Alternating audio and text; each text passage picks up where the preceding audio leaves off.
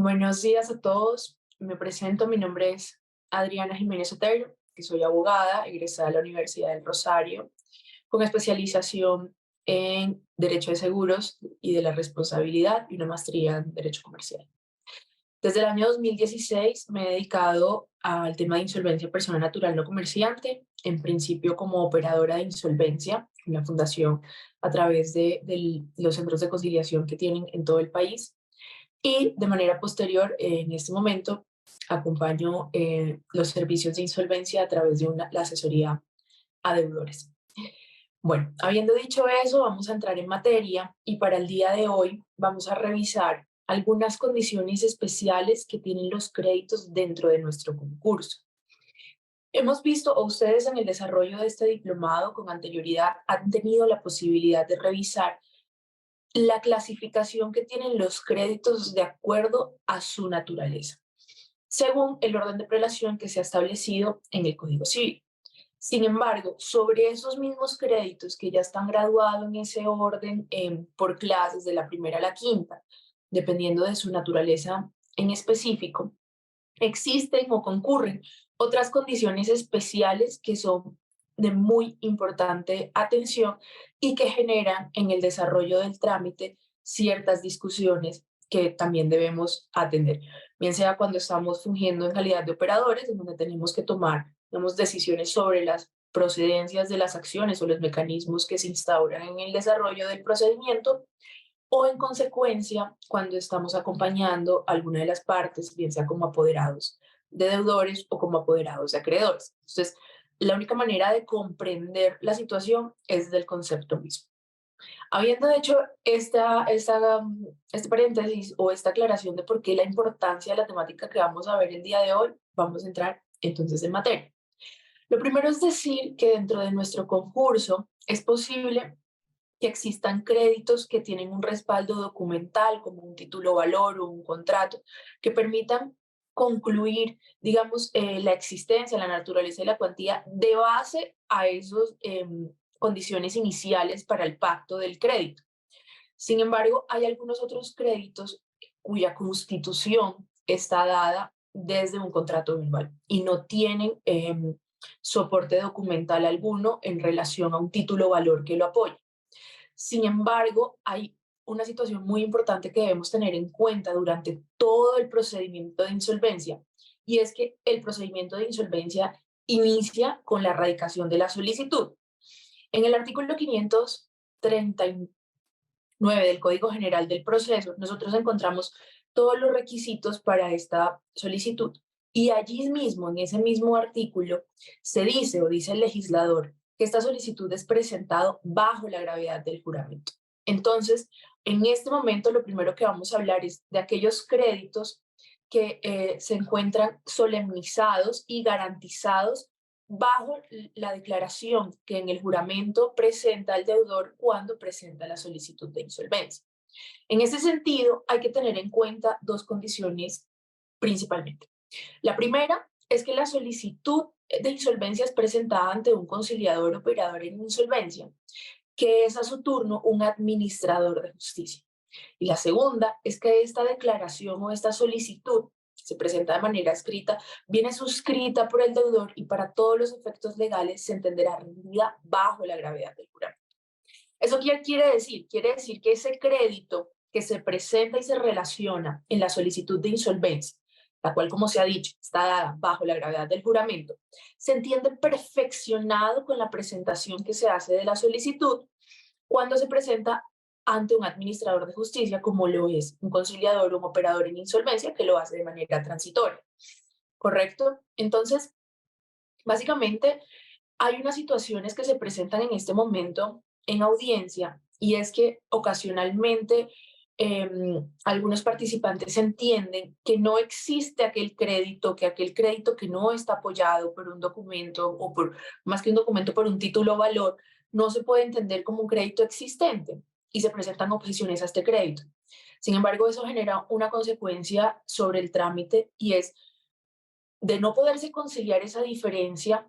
La figura a acudir es la presentación de objeciones ante el juez civil municipal. Entonces, se está llenando en este momento un sistema judicial que es absolutamente congestionado, con solicitudes entendidas en el sentido de, hombre, no estoy convencido del crédito porque no tiene un título, como si el título fuera la constitución del crédito en sí mismo, y no lo es.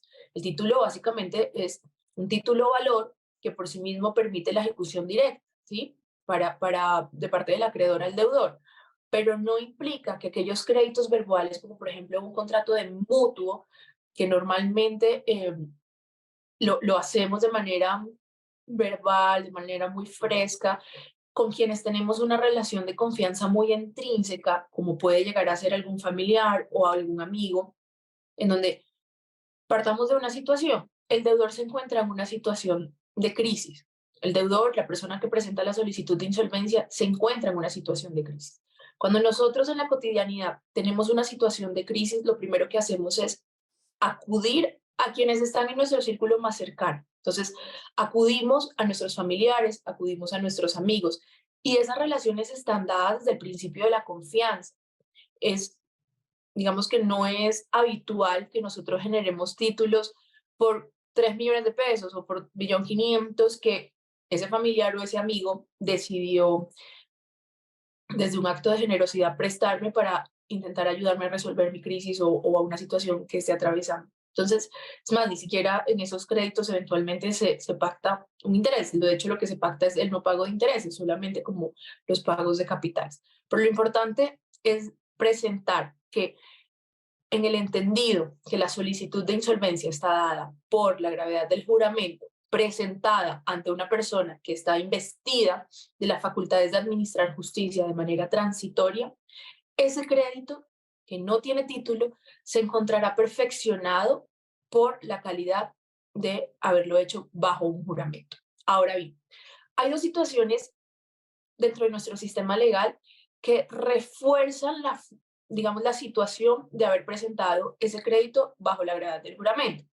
La primera de ellas es que sabemos que cuando nosotros presentamos una situación bajo la gravedad del juramento, en el evento en que no se acierta esa condición jurada, tendremos que revisar la concurrencia de algunas situaciones penales. Entonces, hay un refuerzo en el sistema legislativo desde lo penal. ¿Correcto? Y lo siguiente es que adicionalmente en nuestro sistema civil al juramento se le han designado ciertas calidades probatorias. Tendríamos que revisarlo de manera concreta en el Código General del Proceso, pero se le designan ciertas calidades probatorias. Y así lo ha dicho la Corte Constitucional en algunas sentencias, reafirmando esta posición. Entonces, ¿qué quiere decir esto? ¿Cuál es la consecuencia de toda esta situación?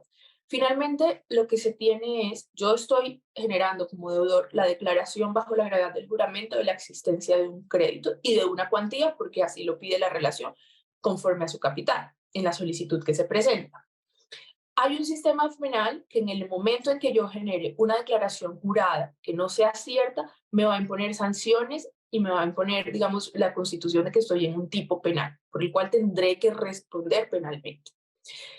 Y hay además una presencia de una persona que concurre al concurso, que se presenta al concurso y declara o reafirma esa declaración juramentada diciendo, hombre, es cierto, a mi favor fue constituido un crédito o un préstamo que yo le hice de carácter personal, así en la siguiente persona, y esa implicación quiere decir que hay dos personas reforzando esa condición.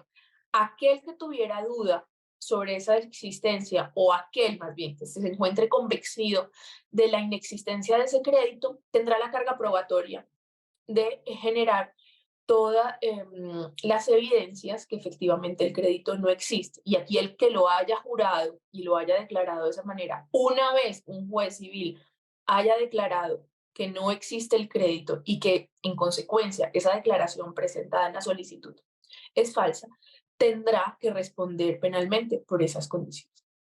Eso es importante tenerlo en cuenta porque en algunas ocasiones lo dejamos de visto. Eso con relación a los créditos que se encuentran garantizados bajo la gravedad del juramento, que en principio serían todos los créditos que yo presento en mi solicitud de insolvencia, que yo relaciono en mi solicitud de insolvencia. Distinto sería el caso de una persona que se presenta con posterioridad a la admisión del trámite, que conoció del trámite por una condición distinta a la notificación que realiza el centro de conciliación. Esa persona que se enteró del trámite, quizás porque es amigo de otro acreedor y este fue el que lo puso en conocimiento, eventualmente puede llegar al concurso levantando la mano y diciéndole al operador: señor operador, yo tengo la calidad de acreedor y no fui relacionado en la solicitud. Allí se encuentra una condición distinta sobre esa garantía de la declaración del juramento, porque no está dentro de la solicitud. Es decir, que no fue el deudor quien la declaró de manera jurada, sino que fue el acreedor quien está diciendo que ese crédito existe a su favor y que existe por este monto. Es una condición diferente. Esta condición de garantía bajo la gravedad del juramento únicamente aplica para aquellos créditos relacionados en la solicitud de insolvencia.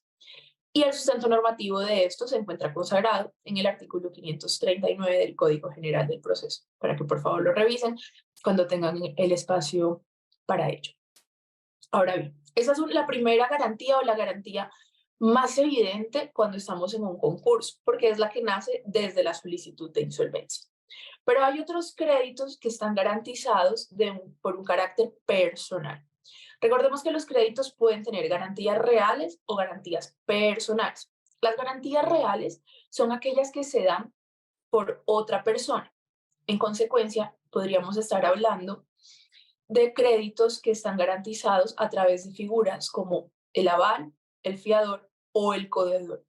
En este momento, en los trámites de insolvencia, la figura más usada o digamos que de alguna manera más se encuentra en auge o es más recurrente de acuerdo a las estadísticas en los estudios que se hacen a través de los centros de conciliación, es la figura del codeudor. La figura del codeudor ha desplazado una figura que con anterioridad se utilizaba muchísimo y era la figura del fiador. ¿Cuál es la diferencia entre una y otra y por qué el codeudor ha venido reemplazando la figura del fiador? La principal diferencia, y digamos que es una diferencia muy dada en favor de los acreedores, es que cuando yo tengo una obligación, tiene un fiador que me garantiza el crédito y que ese fiador responde con su patrimonio también el pago de esa obligación, la única manera, o digamos, el acreedor puede generar la ejecución de ese fiador cuando ya se han agotado todas las instancias de cobro y de ejecución posibles para el deudor. Entonces, yo soy un acreedor en donde tengo un fiador, tengo la posibilidad de generarle a él el cobro y pedirle a él el cobro, pero antes tengo que haber agotado todas las instancias de cobro y de ejecución posibles legalmente para que el deudor haya generado ese pago. Si una vez agotadas todas esas instancias, el deudor no ha podido generar pago, bien sea porque no se ha podido lograr o porque no tiene cómo hacerlo, entonces sí, estoy permitido o tengo la autorización o tengo la posibilidad legal de ir en contra de ese fiador para que él me responda con su patrimonio. Las responsabilidades personales con las garantías personales son exactamente las mismas, ¿correcto? Es decir, no existe un fraccionamiento de la obligación se paga entera y es el acreedor quien decide hacer la ejecución parcial o completa de ese crédito adeudado. ¿Qué ocurre con el codeudor y por qué ha venido generando el desplazamiento de la figura del fiador? Porque cuando yo soy codeudor, básicamente estoy en idénticas condiciones de responsabilidad frente al crédito. En consecuencia, no hay una condición de posterioridad de la ejecución como existe en el fiador, sino que estoy en idénticas condiciones de ejecución. Es decir, que el acreedor tiene la posibilidad de perseguir el pago de su obligación o la obligación a su favor, en principio por cualquiera de los dos, y podrá hacerlo de manera simultánea o podrá hacerlo, digamos, intentando el cobro del deudor por acá o eventualmente del codeudor por acá.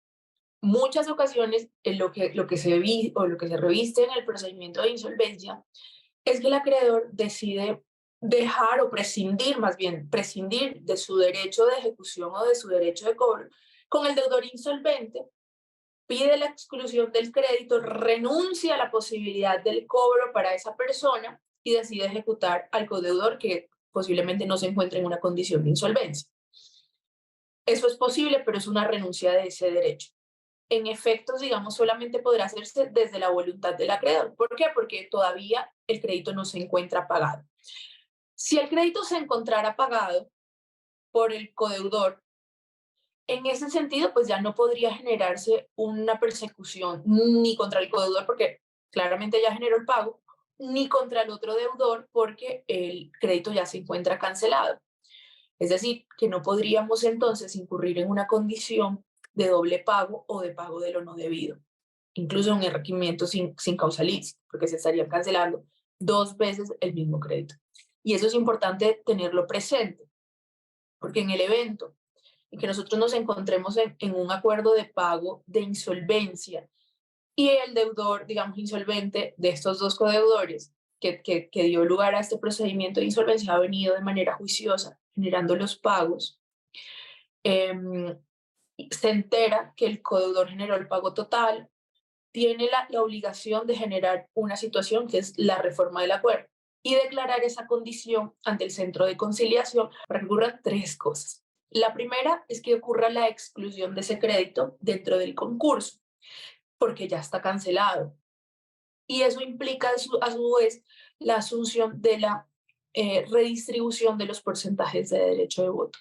Y también implica a su turno la nueva planeación o más bien la nueva amortización del plan de pagos a tener en cuenta, porque es un crédito que ya no deberá atenderse y que no afectará la cuota disponible para pago. Es decir, que eventualmente se podrán lograr dos cosas, o que exista una reducción en esa cuota o que en su defecto exista una reducción en el plazo. ¿Qué ocurre cuando yo soy codeudora de una obligación y he generado el pago? En ese momento ya puedo generar o nacen, digamos, jurídicamente, responsabilidades del otro deudor con relación a este pago y ese codeudor que generó el pago se convierte en acreedor de esa persona. Si el procedimiento de insolvencia no ha concluido, entonces en el entendido y en la consecuencia que esa persona que generó el pago se convierte acreedor del deudor insolvente, esa persona tiene la posibilidad y, de hecho, la obligación de entrar al concurso y generar, pues digamos, en su momento, podría entenderse como la subrogación por el acreedor quien se le ha generado el pago. Entra en lugar de este porque este fue el que pagó por lo, digamos, el codeudor B fue el que pagó por el deudor A con ocasión al crédito que se tenía con la empresa o el acreedor o la persona natural C, ¿correcto? Entonces, adquiere esta calidad de acreedor y debe estar dentro del concurso. Y el deudor tendrá la obligación de generar los pagos al codeudor que haya hecho con ocasión a esa solidaridad. Eso es básicamente las garantías personales y lo importante tener en cuenta aquí, los créditos garantizados con garantías personales se dan desde el patrimonio. En ese sentido, hay que tener también presente cómo está compuesto el patrimonio por el deudor y cómo está compuesto el patrimonio por el codeudor. En el ejercicio profesional he tenido la experiencia de darme cuenta que es importante tener esta distinción conceptual. ¿Por qué? Porque a veces tendemos a pensar que la garantía patrimonial o la garantía real, en mejores palabras, la garantía real que ha constituido un deudor en insolvencia, se presumen idénticas condiciones para quien garantiza ese mismo crédito en una condición personal. En mejores palabras, o para ser más claros, voy a dar un ejemplo. Un deudor presenta un crédito con garantía prendaria. Como hemos visto por su naturaleza, ese crédito tendría que estar ubicado en segunda clase, las prendas. Entonces, el deudor tiene una garantía prendaria como una entidad financiera, ¿correcto? Pero ese crédito adicionalmente tiene una garantía personal como un codeudor. Ese codeudor, a diferencia de este deudor, no tiene bienes inscritos a registro. Es decir, que la garantía que personalmente constituye esa persona sobre ese crédito que el deudor ya ha garantizado de manera real con sus bienes, ¿sí? No se presume igual e idéntica para el codeudor, sino que se presume solamente de carácter personal. ¿Por qué? Porque el deudor no tiene un bien real sobre el cual constituir esa prenda. Lo digo porque en ocasiones los deudores o los codeudores pueden eventualmente presentarse de manera simultánea en procedimientos de insolvencia. Y me ha ocurrido que esa misma entidad financiera se presenta a un procedimiento en concreto, solicitando que ese crédito sea graduado en segunda clase porque tiene la condición que es cierta y condición que cumple con eso porque el crédito está garantizado con un vehículo a favor de una entidad financiera. Y ese vehículo se encuentra en el patrimonio de ese deudor. Pero es una situación distinta cuando el codeudor, por ejemplo, también se insolventa, es correcto, pero no tiene bienes sujetos a registro. Si no tengo bienes sujetos a registro, eso implica desde lo conceptual que yo no podré tener créditos que se encuentren clasificados en segunda clase ni en tercera clase, porque no tengo bienes o no tengo, si no tengo bienes que me permitan constituir garantías reales sobre los mismos. Entonces no podré decir que ese deudor tiene una prenda a favor de la entidad porque no tiene un vehículo que permita tener esa prenda o esa garantía mobiliaria. Entonces es importante generar esa distinción. Ese bien que está garantizado con la prenda dentro de un procedimiento de insolvencia para el deudor entra dentro del concurso y no pertenece de ninguna manera a la titularidad o al derecho de dominio de la entidad garantizada. No, el bien es propiedad del deudor y está ubicado en la bolsita patrimonial del deudor que es insolvente. El bien pertenece a él. De hecho, eventualmente ese bien garantizado es también garantía general de la masa de acreedores, de los otros acreedores del concurso. Recordemos que el procedimiento de insolvencia podrá concluir en dos maneras posibles. La primera de ellas es en el acuerdo de pago, condición en donde los bienes pertenecen o continúan en el patrimonio del deudor y él tendrá que destinar, digamos, unos rubros para la conservación de los mismos, que más adelante lo miraremos en nuestro siguiente módulo, el porqué de esta condición. Sin embargo, es posible también que el procedimiento de insolvencia concluya con una liquidación patrimonial. Y en ese sentido, la liquidación patrimonial lo que va a hacer es que los créditos adeudados se pagarán con los bienes del deudor. Entonces, los bienes que están ahí, incluso los garantizados, también son garantía general de los acreedores de todo el concurso, no solo del acreedor garantizado, sino de todo el concurso. Y pertenecen al patrimonio del deudor, hasta tanto exista una sentencia de adjudicación, que será, digamos, una condición bastante posterior, solamente posible, pero incierta dentro del desarrollo del trámite de insolvencia. Hay que revisar eso porque a veces se tiende a confundir que como en un crédito garantizado de manera personal son las mismas o son garantizados de manera idéntica en las responsabilidades uno con otro, también se presume así de los bienes, pero no es cierto. Si yo no tengo un bien, si yo soy un codeudor y no tengo un bien y no constituí la prenda, y sobre todo no constituí la prenda, no va a haber entonces una garantía real sobre ese crédito que se me presuma a mí en calidad de codeudor. Únicamente una garantía personal en donde yo respondo con mi patrimonio sin un bien específico que de alguna manera garantice ese crédito, como ocurre con prendas y con hipotecas. Eso con relación a las garantías personales. Ahora bien, hablemos de otra situación importante que son los contratos de leasing. Los contratos de leasing son contratos atípicos y podrán ser de un carácter financiero u operacional. Cuando se habla de un carácter financiero, básicamente el contrato de leasing en principio es un arrendamiento a mediano o a corto plazo, en donde se fijan unos cánones mensuales por el uso de la cosa.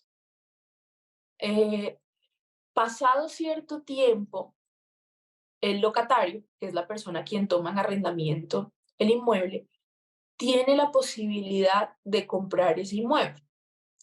Como es un contrato atípico, los derechos económicos se llaman derechos económicos derivados del contrato de leasing y se adquieren desde el momento de la suscripción del contrato. Pero es importante tener presente que como es un arrendamiento, la entidad financiera es quien tiene la propiedad y el derecho de dominio sobre el bien inmueble. ese bien inmueble no pertenece al deudor, pertenece en su dominio, en su propiedad, al acreedor o a la entidad financiera, quien acuerda con el deudor un contrato en donde a través de los cánones de arrendamiento y una vez ejecutado cierto tiempo de esos cánones o de ese plazo, ese deudor tendrá la posibilidad de comprar ese inmueble y se entenderá eventualmente que esos cánones de alguna manera han servido a la amortización de esa opción de compra, ¿correcto? Pero el bien pertenece al patrimonio de la entidad financiera.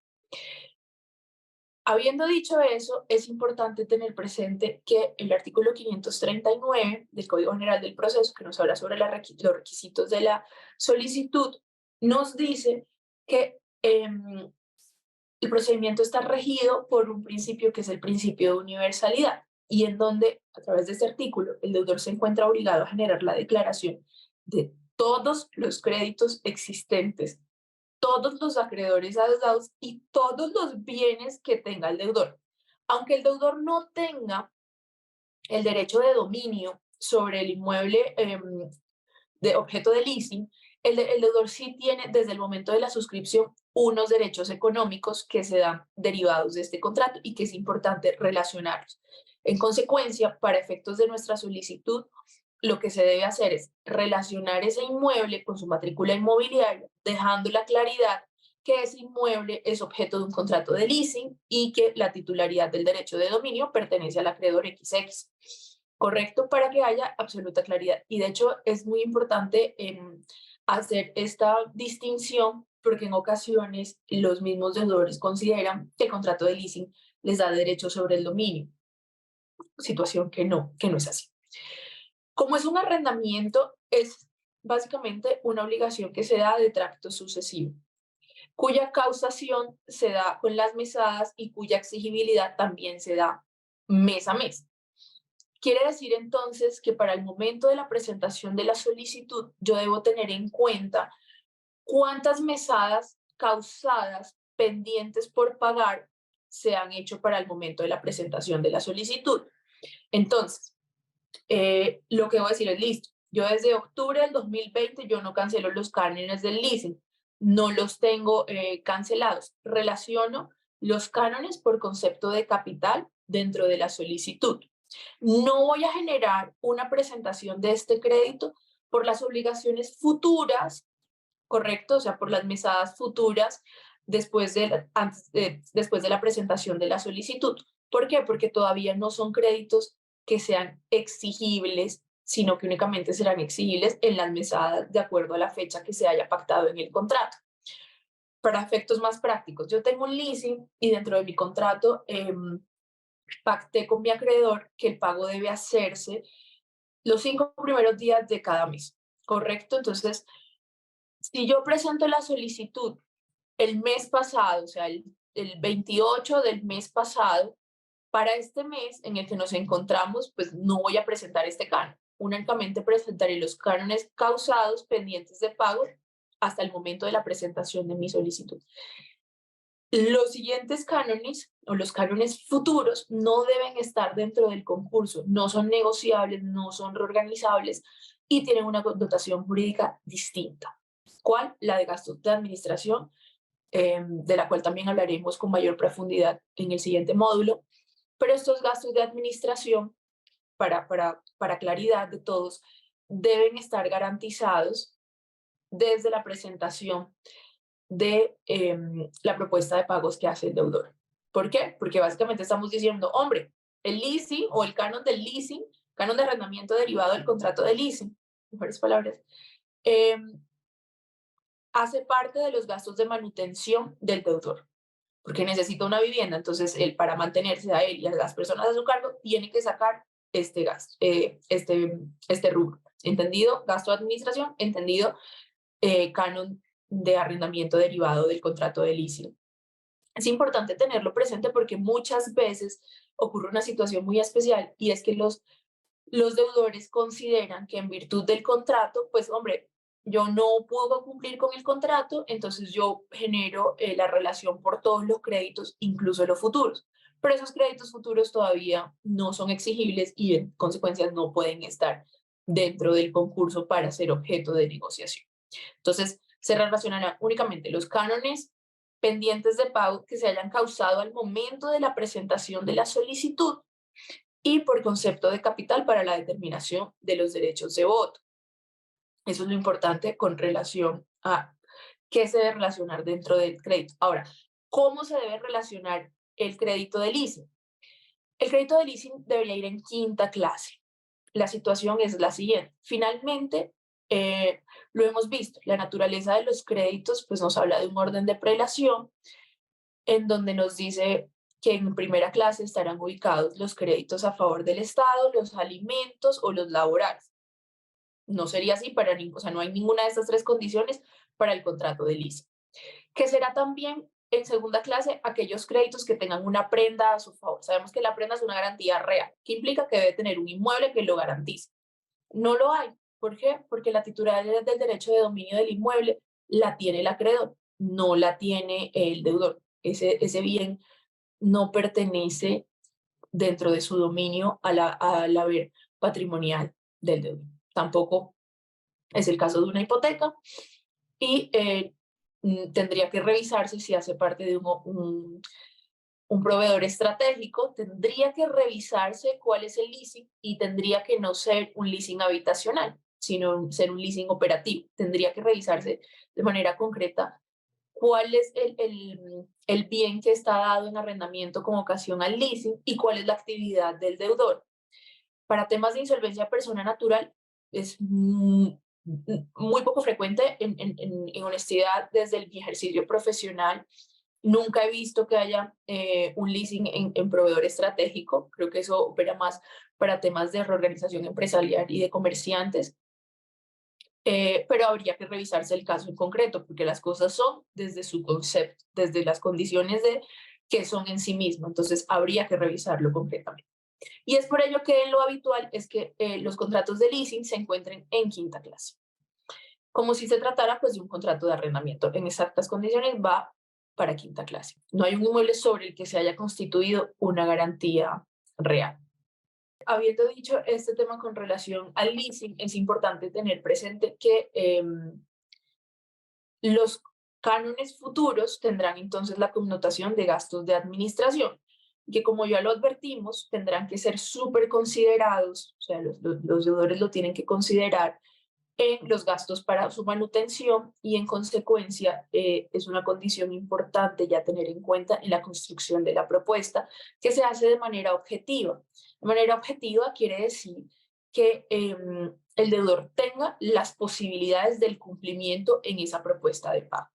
Y lo mínimo que hay que sacar entonces son lo que yo me gasto en mi propia manutención o de las personas a mi cargo. Si yo no tengo garantizado mis necesidades básicas y las de mi desarrollo personal, voy a entrar en una disyuntiva del tipo que muchas veces personas que se acogen a insolvencia se encuentran y es o pago la cuota de pago que estoy obligado y a la que me comprometí o genero el pago de mis necesidades básicas como el arriendo, la alimentación, mis servicios. Y en algún momento, por su propia naturaleza, voy a propender por estas en lugar de estas. Y tiene todo el sentido. Entonces, lo primero es que se organice de tal manera la propuesta en donde se sepa cuáles son los ingresos del deudor y cuáles son los gastos que él debe asumir para su manutención y allí sí empezar a hablar de los recursos disponibles. Como el contrato de leasing normalmente es de leasing habitacional, pues básicamente atiende a una necesidad básica primaria que es tener un techo. En ese orden de ideas, pues hace parte no solo de los gastos de administración en el entendido que son exigibles y causados con posterioridad a la admisión del trámite, sino que también están dados desde los gastos de manutención propio del deudor y en consecuencia podría decirse que ya la misma ley, desde su espíritu, ha generado una garantía incluso mayor que la que tienen los créditos del concurso, sin que se entienda que es un crédito privilegiado, sino que hay una garantía desde la realidad para obtener digamos, tender al pago de ese gasto o de este gasto de administración y de este gasto de administración, porque tiene las dos condiciones de manera concurrente. ¿Qué ocurre con los créditos que se dan a las cooperativas. Ya como para finalizar estas condiciones especiales, adicional a la naturaleza de los créditos con relación a su graduación o a la clasificación de los mismos. ¿Qué ocurre con los créditos de las cooperativas? Lo primero es revisar la naturaleza de estos acreedores. Estos acreedores tienen una legislación especial porque sobre ellos se presentan unas condiciones a su turno muy especiales. Las primeras que son entidades sin ánimo de lucro, que son solidarias, o sea, que parte del sector económico solidario, y sobre la cual hay unas condiciones de cooperativismo y de asociación, donde se dice que las personas que están asociadas pues son también los mismos gestores de esta cooperativa. Las cooperativas tienden a generar créditos y tienen una condición muy especial desde el Código Sustantivo del Trabajo. Yo los invito a que revisen el artículo 156 del Código Sustantivo del Trabajo, que le permite al acreedor, que es una cooperativa, generar embargo hasta por el 50% del salario del deudor. No lo vemos en otros créditos esa prelación de embargos, no vemos en otros créditos esa posibilidad. Ocurre con las cooperativas, tienen esta connotación especial. Sin embargo, estos créditos con cooperativas es posible que tengan a su turno garantías reales, pero tendríamos que revisar el crédito en sí mismo.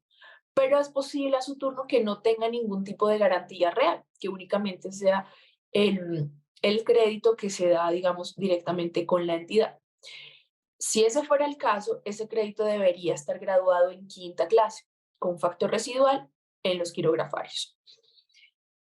Es, digamos, habitual que se confunda el tema de la prelación de embargos. ¿Por qué?